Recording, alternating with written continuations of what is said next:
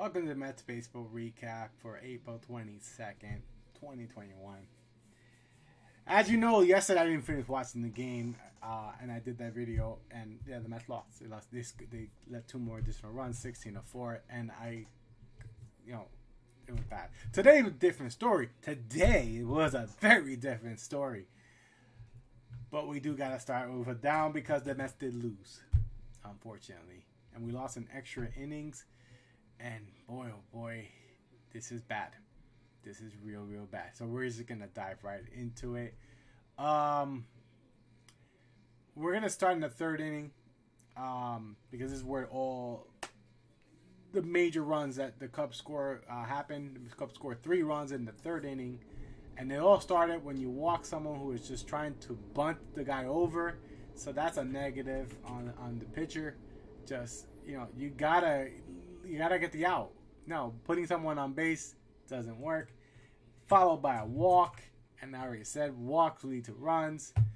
And then the defensive failures that the Mets keep doing just, it wasn't an error, but it was a bad throw that led to that third run.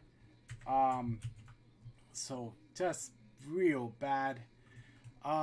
There's positives. Alonso hit a home run, gave them a 2-3, cutting that whole thing, and then J.D. Davis coming out of the bench to tie the game up for the Mets in the 7th inning.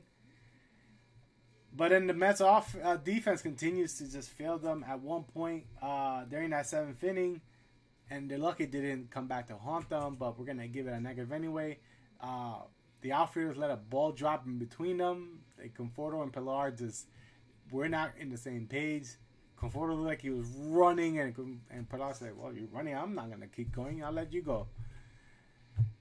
But then we got to give a big positive to the Mets bullpen who came in after Loop came in, gave up a leadoff triple, and left them there. Amazingly left them there. But then 9th inning comes, and I am not a fan of putting your closer in a non-safe situation. I will always give that a negative. And even though it worked out for the Mets, it did. It really did. Because Diaz came in and got through the inning, and we got a 10th inning to try to win this game. And the Mets blow it. The Mets blow it in the worst possible way. Pilar starts in second base. Wild pitch. He moves to third base. And Nick Neal starts swinging at the worst types of pitches you could imagine. Like, what are you doing? Like, the guy is wild. Take the damn pitches. But no. He strikes out. Then we get oh God, I forgot his name. He also started swinging at pitches that were bad, but he walked. Then Lindor comes, and I told this to my dad. I'm like, if I were the Cubs, I walk Lindor to set up the double play. Not realizing it's already a double play. But Lindor could probably beat out a ground ball compared to Smith and Alonso. And that ended up happening. Lindor works a walk.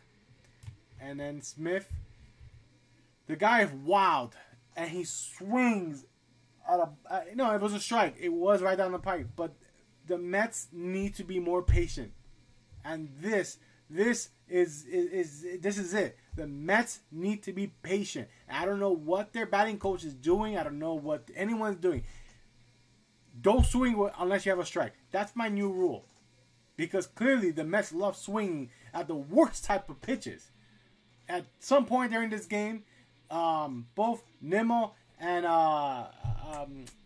someone else took a strike 3. Oh, McCann took a strike 3 right down the pipe.